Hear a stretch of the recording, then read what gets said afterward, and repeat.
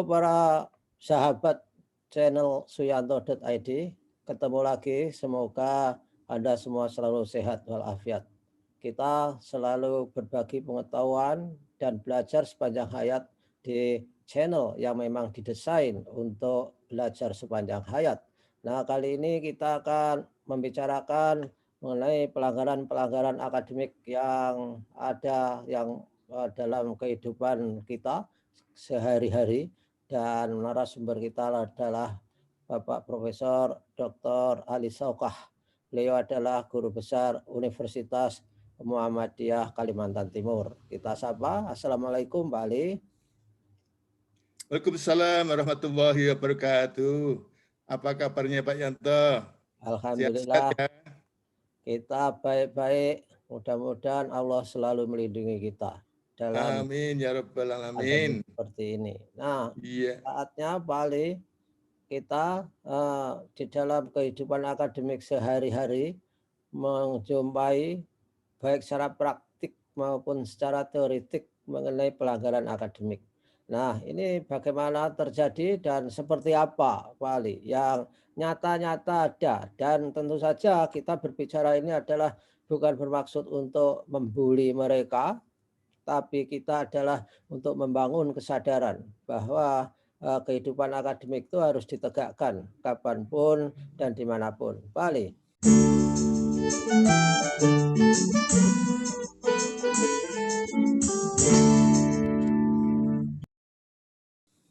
Ya, betul Pak Yanto. Jadi pada kali ini saya punya catatan semacam himpunan kasus-kasus lah pelanggaran kode etik akademik.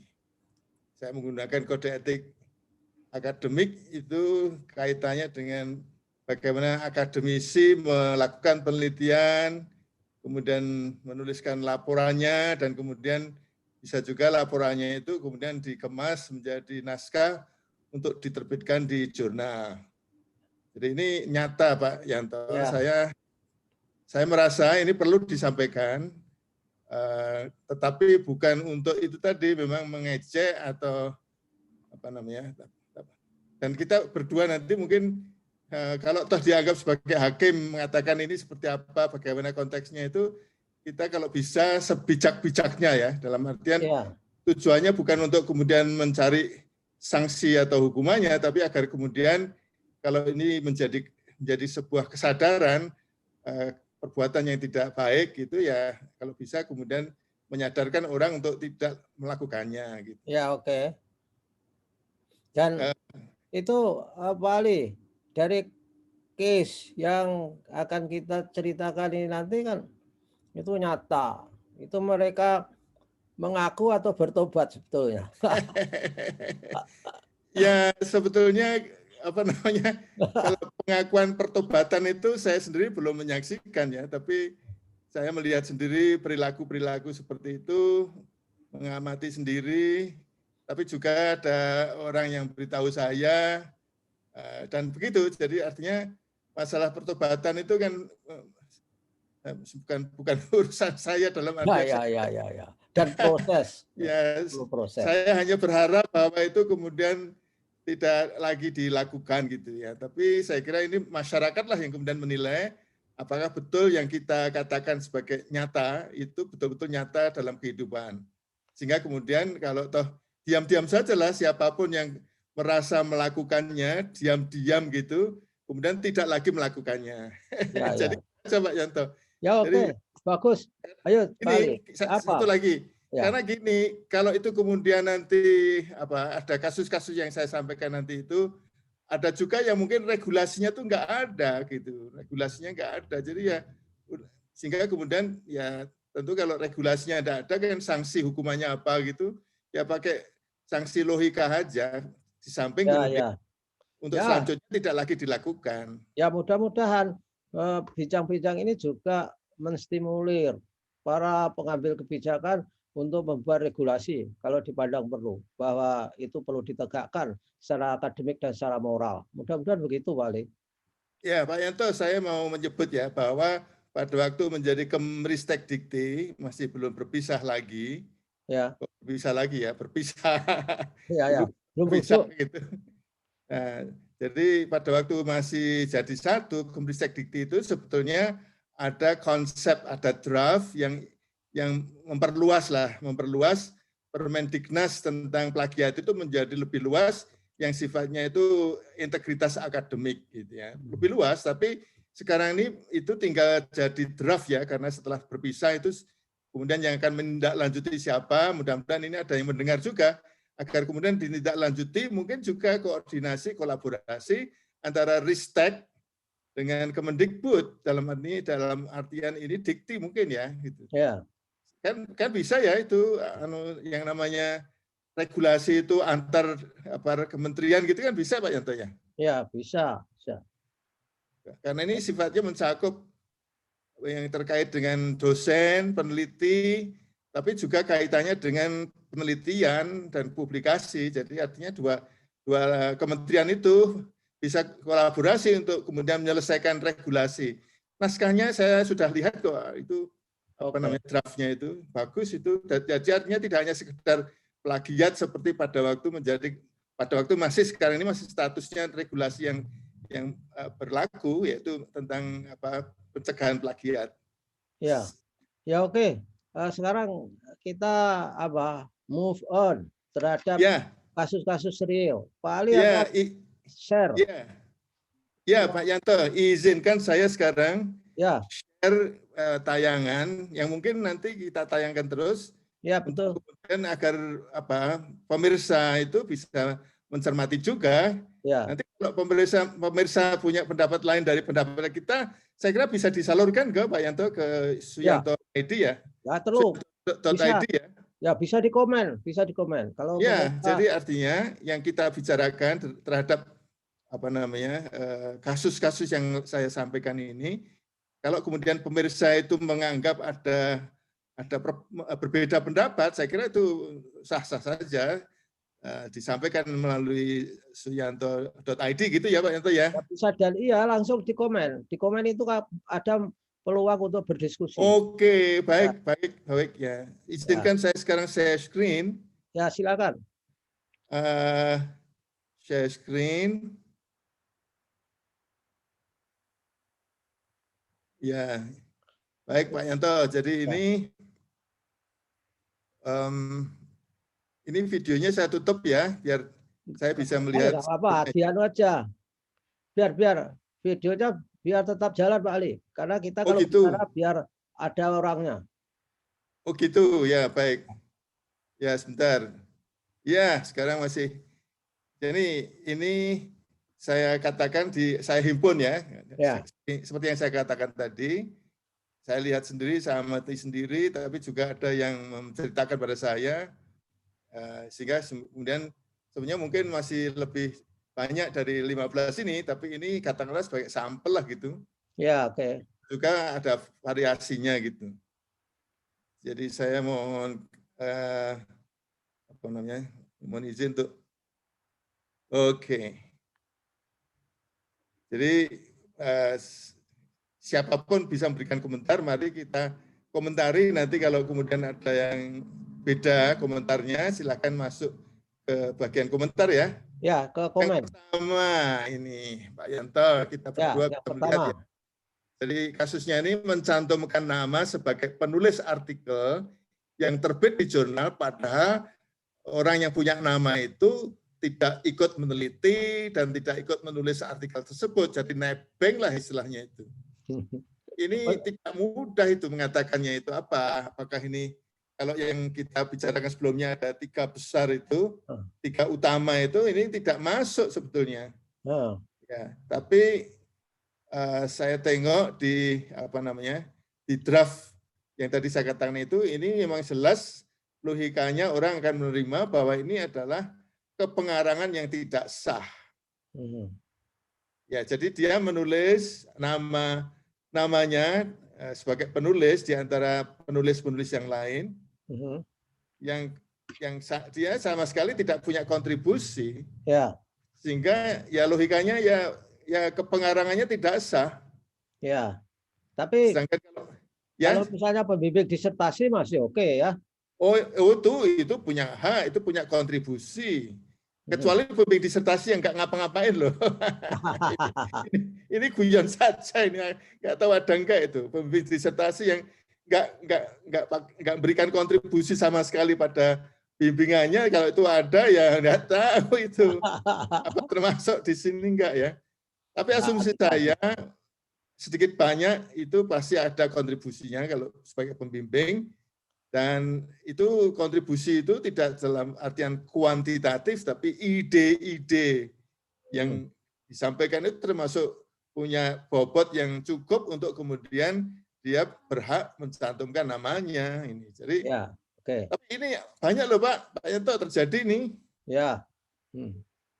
Ada yang karena ingin naik pangkat tidak bisa apa-apa, titip, gitu. Tolong nama saya masuk gitu. Itu Pak Yanto ya. Ya. Teruskan kedua ya. Ya, oke. Nah, ini menerbitkan artikel di jurnal hasil membimbing tesis tanpa mencantumkan nama mahasiswa yang dibimbingnya. Jadi artinya ya tesisnya mahasiswa itu kemudian dipakai, dikonversi menjadi bisa juga mungkin karena mahasiswa yang bersangkutan itu tidak menerbitkan tesisnya itu, tetapi kemudian pembimbingnya yang menerbitkan. Tapi kalau ada letter of concern, misalkan saja ada formulir mahasiswa itu dia sistemnya begitu di sebuah perguruan tinggi. Ini tesis kamu mau kamu publikasikan tidak? Kalau mau publikasi berdua, kalau tidak maka akan saya gunakan datanya untuk publikasi. Lalu dia tanda tangan. Itu gimana Pak Ali?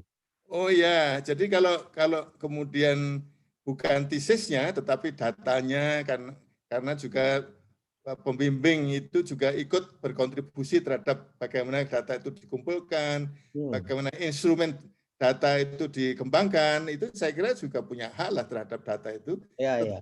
Tapi ngolahnya kemudian menjadi artikel itu harus yang berperanan harus pembimbing sendiri. Kalau mahasiswanya ikut berperanan, ya harusnya nama mahasiswanya juga diikutkan gitu. Ya.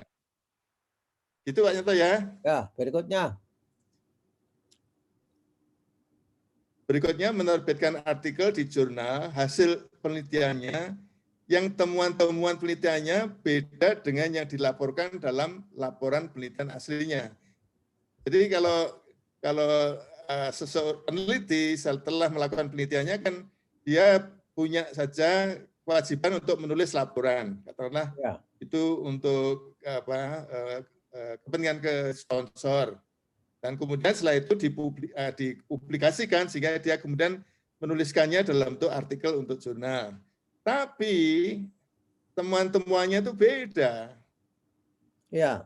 Antara yang ada dalam laporan dan yang ada dalam naskah untuk diterbitkan itu. Nah, ini ada juga yang mungkin tidak tahu ya, ketidaktahuannya. Kalau bagian lain, bagian pembahasan, bagian pendahuluan, beda mungkin tidak apa-apa. Tapi kalau temuan itu kan hasil analisis ya. Ya. Itu beda, maka ini perlu dipertanyakan. Tujuannya apa ya biasanya itu? Kalau ya tujuannya kalau kita melihat falsifikasi ya artinya kalau dari laporan penelitiannya yang asli itu berarti temuan-temuannya itu tidak mulus lah gitu ya. Jadi katakanlah sebagai contoh, kalau contoh yang nyata konkret yang bisa disebut itu adalah misalnya dalam temuan-temuan penelitian yang dilaporkan dalam laporan itu tidak signifikan, tetapi kemudian ditulis dalam bentuk artikel agar kemudian editor atau reviewer jurnal itu lebih tertarik melihat itu, maka kemudian diubah-ubah datanya dan kemudian menjadi signifikan. Nah itu termasuk falsifikasi kalau itu terjadi Pak Yanto. Ya, oke. Kalau yang diubah, kalau yang berbeda ya, diubah, dikembangkan, itu bagian lain mungkin tidak apa-apa, bagian pendahuluan, bagian pembahasan gitu Pak Yanto. Jadi ini saya kira kadang-kadang tidak disadari maunya agar kemudian artikel hasil penelitiannya itu bisa dimuat di jurnal. Jadi ya terlalu jauh kalau saya menurutnya itu. Tapi Oke, kalau ya. kemudian yang bagian lain sebenarnya tidak apa-apa. Mungkin dia khawatir kalau hasilnya nggak signifikan, jurnalnya nggak mau muat kali. Itulah, iya, itu yang kemudian ya harus kita sadarkan bahwa itu tidak boleh kalau kemudian ada apa, pengubahan ya. Ya, Itu kan masuk tapi kategori sebetulnya asumsi tidak dimuat karena tidak signifikan itu kan belum tentu benar. belum tentu benar. Jurnal yang baik kan harus realistik. Iya, belum tentu benar. Tergantung dilihat metodologinya, instrumentasinya, dan Betul. teoritisasinya. Itu kan Iya, bisa dilihat. betul. Ya. Jadi ini berlebihan menurut saya itu kalau penulis sampai seperti itu. Tapi nyata Pak Yanto ini ada Ya. gitu. Kita teruskan ya Pak Yanto. Ya, Pak Ali. Ya, yang keempat ini menerbitkan artikel di jurnal berdasarkan laporan penelitian yang dilakukan, ini mahasiswa ini ya. Jadi mahasiswa menerbitkan artikel di jurnal berdasarkan laporan penelitian yang dilakukan oleh dosennya. Jadi gini, pokoknya ini cerita nyata Pak Yanto. Ya. Nyata. Jadi karena mungkin dosennya kasihan pada mahasiswanya, nggak tahulah penelitian dosennya yang masih dalam bentuk laporan itu diberikan pada mahasiswanya, kemudian mahasiswanya menuliskannya untuk artikel di jurnal. Jangan-jangan Pak Ali, jangan-jangan mahasiswanya itu dibuatkan sekaligus. Ada apa ini? Ada apa ini? Iya, nyata ini, nyata. Jadi ini jelas pelanggaran gitu. Ya, itu kebalikan dengan nomor 2 saya kira. Iya. Ya kan? Ini dosen yang terlalu baik ya. Dosen yang terlalu sayang. Itu terjadi Pak Ali. Di kampus manapun ada itu. Kalau itu. Oh iya toh. Oh. Yalah, ya pola hubungan dosen mahasiswa yang implikasinya macam-macam sampai pada akademik itu juga ada di mana. Oh. Oh, kalau ini mohon maaf mengatakan, kalau ini anaknya sendiri nggak tahu. Ya. Kalau ini dosen itu bapaknya punya laporan, anaknya itu dikasih gitu. Tapi nggak tahu lah, yang saya hadapi bukan itu ya. Tapi Pak Yanto mengatakan bahwa ini kok ya termasuk banyak terjadi gitu ya. Jadi ya dinamika manusia. Tapi kan tidak bisa membedakan untuk hubungan manusia dan hubungan akademik kan gitu. Iya. Jadi kita ingatkan ini termasuk plagiasi atau termasuk ya bukan fabrikasi juga, ini plagiasi. Jadi artinya seperti juga misalnya Pak Yanto sama dengan misalnya ngambil artikel yang sudah terbit di jurnal kemudian diganti namanya menjadi dia, pada dasarnya ya itu sebenarnya kan ya plagiat itu. Saya kira plagiat yang jelas-jelas terlalu nyolok itu. Ya, mudah-mudahan tidak ada yang melakukannya lagi lah. Oke. Ternyata Pak Yanto melihat ini bisa terjadi di mana-mana ya. Ya, maksud saya itu bisa terjadi tidak dalam arti jurnal saja. Misalnya dalam arti ujian disertasi. Ujian itu bisa terjadi bahwa ada conditioning terhadap bagaimana proses ujian itu misalkan saja. Itu bisa terjadi. Bisa contoh misalnya pengujinya itu banyak orang. Kemudian ada salah satu penguji itu junior saya misalnya. Kalau saya pesan, tolong uji ini ya, yang diuji ini. Oh iya. Oh bisa juga dosennya itu juniornya ya. Iya, seniornya menekan juniornya untuk menguji seorang promovedor dengan dikondisioningkan. Oh iya, bisa terjadi itu ya. Tapi kalau ini artikel di jurnal ini Pak Yanto. Ini betul, mudah-mudahan tidak terjadi lagi ini. Kita teruskan ya. Ya, oke. Ya, ini yang saya kira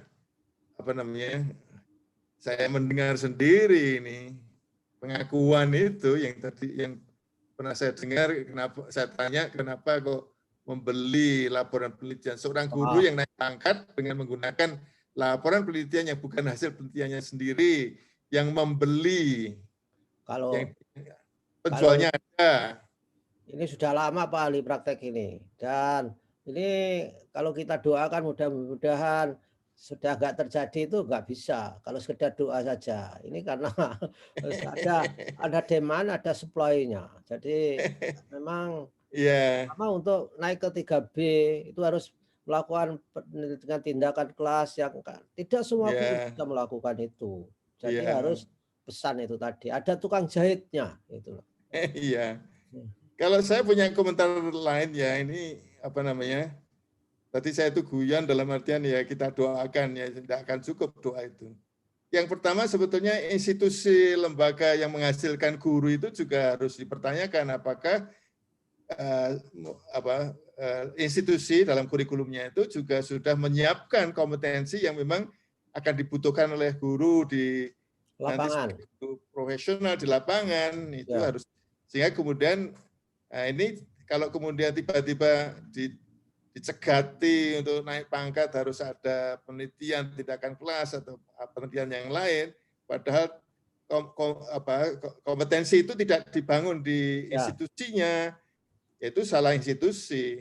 Yang kedua regulasi tadi, ini sebenarnya perlu enggak lah, realistik enggak itu, bahwa seorang guru yang mau naik pangkat itu tadi harus melakukan penelitian. Kalau terkait dengan standar guru Pak Yanto, sebetulnya itu yang diminta itu guru itu reflektif itu. Guru yang reflektif itu guru yang kemudian sadar terhadap apa yang sudah dilakukan dan kemudian apakah yang sudah dilakukan itu baik atau tidak. Kemudian kalau baik ya diteruskan, kalau tidak baik ya kemudian ditingkatkan, kan itu. Nah, itu bisa dilakukan dengan penelitian, tapi tidak harus dengan penelitian kan gitu Pak Yanto ya. Ya, tapi ya itu juga miskonsepsinya juga ada. Yang melakukan penelitian action research itu kadang-kadang nggak bisa membedakan antara eksperimen, seolah-olah buat eksperimen. Ini lebih baik. Padahal maunya kan ya seperti katakan Pak Ali tadi, ada refleksi kritis itu ya. Iya, jadi ini saya tidak ingin Pak Yanto semata-mata menyalahkan guru. Iya, betul. Ya, jadi ini guru itu mungkin menjadi korban ini Pak Yanto. Korban sistem Pak Ali. Korban sistem, ada 3 pihak yang punya andil tuh. Yang pertama itu lembaganya tidak menyiapkan, yang kedua regulasinya mungkin tidak realistis, yang ketiga itu ada penjualnya. Iya. Dan penjualnya itu bisa di sekitarnya loh. Jelas. Oh, itu sudah profesional Pak Ali, sangat profesional. Itu terkenal itu, sudah luar biasa. Di sekitar itu artinya bisa di sekolah, sekitar sekolah, bisa di sekitar kantor, di Dinas gitu ya. Ini nggak tahu ini apa nyata belum, nyata enggak nih? Ya ada lah. 3 pihak tadi kemudian gurunya yang tidak punya integritas mungkin dia padahal sebenarnya kan bisa aja dia kemudian betul-betul mencari tahu seperti apa penelitian yang bisa dilakukan oleh guru. By the way Pak Yanto, kalau boleh nanti suatu saat saya akan mengusulkan agar kita bicarakan khusus topiknya itu namanya teacher research. Ya boleh, bisa. Ya, teacher research ini ada definisinya tersendiri dan kemudian ini lebih luas daripada hanya penelitian tindakan kelas. Ya. Ya, itu kalau topik itu kalau bisa diangkat akan bagus karena ini memperluas wawasan guru agar kemudian tidak terpatok hanya pada satu jenis penelitian gitu Pak Yanto. Ya, itu bagus karena classroom action research-nya sudah selesai episodenya. Itu sudah diselesaikan oleh Bu Warse ya. Dan kalau ada teacher researcher atau itu teacher research ya, teacher research itu bahasa Indonesianya ya riset oleh guru, riset guru lah gitu. Belum banyak dikenal. Teacher as a researcher, bisa nggak? Ya, tapi nama bakunya itu nomenklatur dalam keilmuannya itu teacher research. Teacher research ya, oke. Ada bukunya, ada beberapa, ada bisa. Ya oke, kita selesaikan slide ini Pak Ali. Oke, kita teruskan dulu ya. Ya, Kemudian yang keenam ini menerbitkan buku yang isinya berasal dari kumpulan artikelnya yang pernah terbit di berbagai jurnal ilmiah. Ini ada tergantung gitu jawabannya itu. Jadi ini kan lazim dulu Pak Yanto. ya, Sekarang mungkin masih ya lazim. Jadi punya kumpulan artikel yang pernah terbit di jurnal, kemudian ingin menghimpun itu menjadi sebuah buku. ya. Satu artikel, beberapa artikel yang homogen dikumpulkan menjadi satu chapter. Jadi ada beberapa chapter yang kemudian dikumpulkan dari artikel-artikel yang pernah terbit di jurnal ilmiah. Nah, Tapi itu kalau dengan menyebut apa nggak boleh Pak Ali? Itu ya banyak. itulah makanya kalau kita katakan ini melanggar atau tidak tergantung gitu Ya. Pak Yanto. Ya, jadi kalau sama sekali tidak menyebut bahwa itu asalnya dari artikel yang dimuat di jurnal, itu enggak boleh. Itu Ya, mungkin masuk wilayah self plagiarism itu. ya. Autoplagiasi.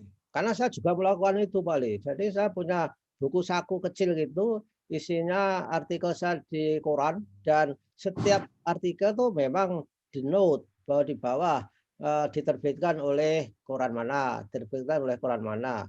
Saya kira itu oke saya kira. Ya, ya. Jadi betul itu hal yang bagus karena kemudian mempermudah orang untuk bisa mengakses artikel-artikel dari seorang author yang saling terkait itu.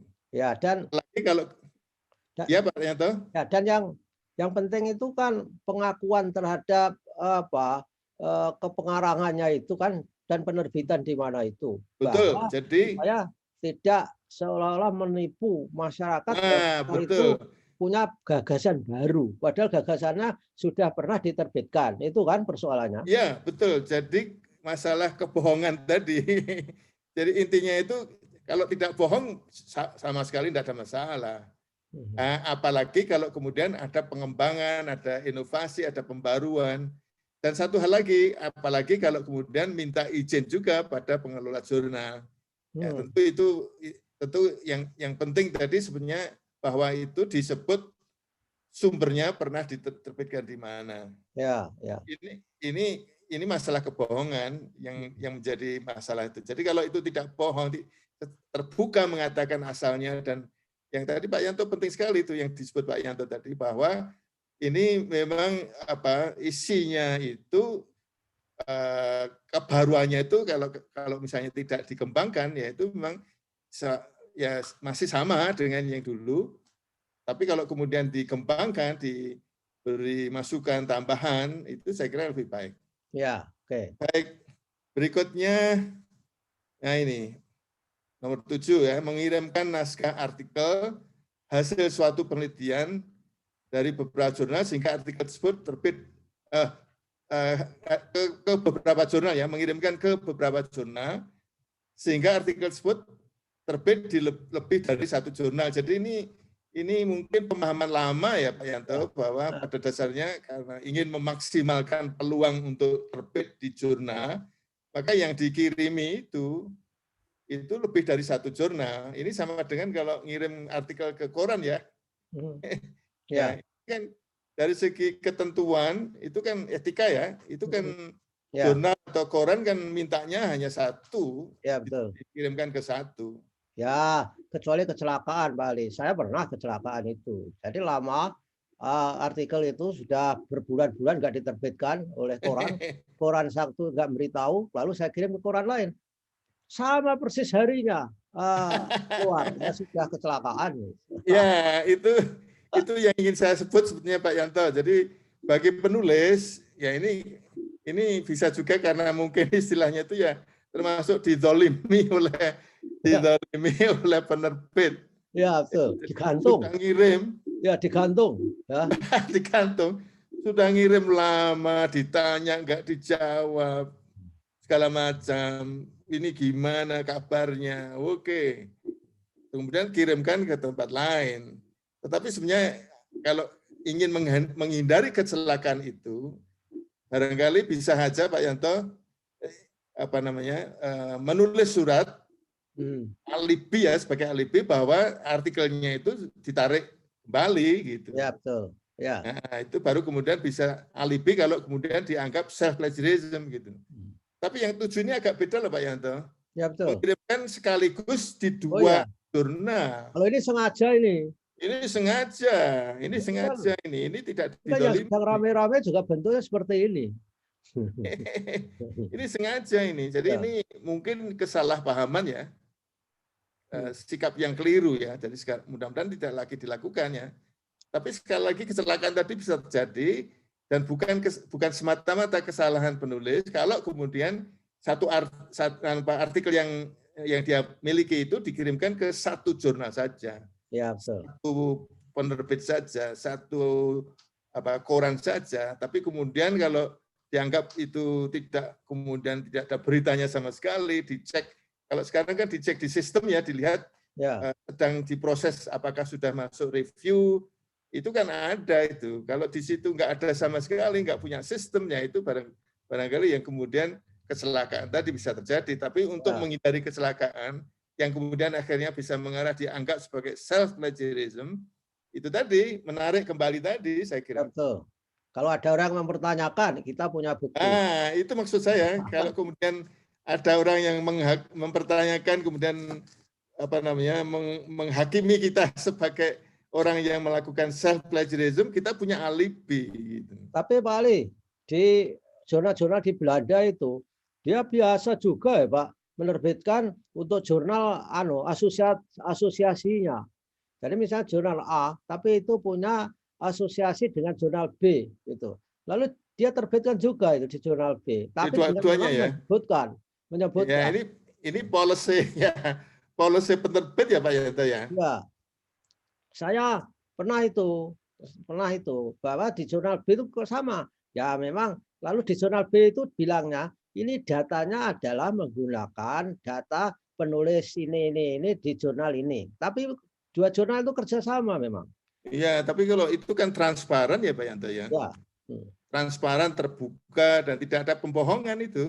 Ya. Transparan itu saya kira tidak masalah. Ini sekali lagi pelanggaran etika ini ya karena ada unsur integritas ya. Ya. Integritas itu ya kejujuran gitu. Keterbukaan gitu. Ya, oke. Next. Ini kita teruskan Pak Yanto. Ya, pokoknya sampai habis ini mungkin barangkali terakhir ya masih. Ya terakhir ini Pak Ali. Setelah itu nanti kita ya boleh. Yang terakhir ini mengirim naskah artikel ke jurnal dari tulisannya yang pernah terbit di buku atau proceeding yang ber-ISBN. Nah, ini ternyata ini ya jadi begini Pak Yanto, ini kaitannya dengan penyelenggaraan seminar. Penyelenggaraan seminar ya, misalnya kalau kemudian ada makalah, ya istilahnya pemakalah kemudian mengirimkan ke panitia untuk dimasukkan proceeding, ya.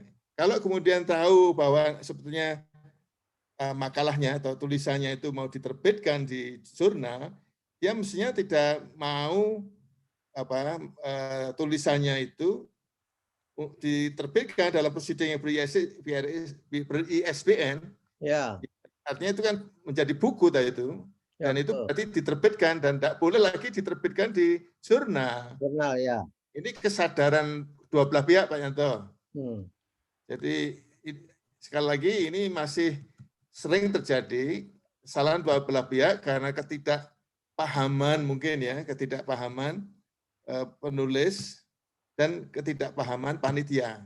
Ya. Jadi yang prakteknya bagus sekarang itu panitia itu menanyakan dulu atau penulis menanyakan dulu apakah itu masuk ke proceeding yang diberi ISBN. Nah, Pak Yanto, yang lebih populer lagi sekarang ini kan proceeding itu juga diusahakan terindeks di Scopus. Ya. Iming-imingnya seperti itu. Ya, betul. Nah, kalau kemudian itu memang dia betul-betul ingin masuk ke proceeding karena terindeks di Scopus, jangan sampai kemudian dikirimkan lagi ke jurnal. Agar kemudian tidak ada masalah gitu Pak Yanto. Ya, betul. Ya. Nah, yang 8 ini masih banyak yang belum paham loh ini. Jadi mudah-mudahan lah itu tidak lagi Mungkin ada masalah gitu. ada juga Kasihan yang ini. paham tapi memang sengaja karena kan ada tanda tangan supaya tunjangannya dibayarkan, maka di atas materai harus Oh gitu ya. ya harus bikin penelitian, harus pengabdian masyarakat, harus melakukan publikasi. Nah, itu saya kira juga karena salah tafsir terhadap tunjangan profesi. Tunjangan profesi Iya. itu adalah tunjangan setelah orang menduduki profesi, bukan setelah itu dikait-kaitkan dengan penerbitan jurnal. Harusnya penerbitan jurnal itu harus bagian lain dari insentif. Kalau Iya. misalkan comply ada insentif, kalau enggak ada insentif. Undang-undangnya begitu Pak Ali sebenarnya. Iya, itu sekali lagi juga regulasi termasuk juga ada andilnya ya membuat orang melakukan kekeliruan, kekhilafan seperti ini. Ya betul. Saya kira oke lah. Saya kira sudah beberapa Saya item stop ini. screen ya. Nanti Stop screen ya. Ya stop di sini Pak Ali Ya. karena sudah banyak informasi dan mudah-mudahan minggu depan kita akan mendiskusikan lagi berbagai pelanggaran publikasi yang itu sebenarnya harusnya dihindari. Mudah-mudahan ini bermanfaat buat para akademisi, guru, dan juga mahasiswa kita. Terima kasih Pak Ali atas kebersamaannya dengan suyanto.id. Mudah-mudahan kita selalu sehat walafiat. Wassalamualaikum warahmatullahi wabarakatuh. Waalaikumsalam warahmatullahi wabarakatuh. Saya juga terima kasih Pak Yanto. Sampai ketemu lagi. Ya, yuk, semoga lagi.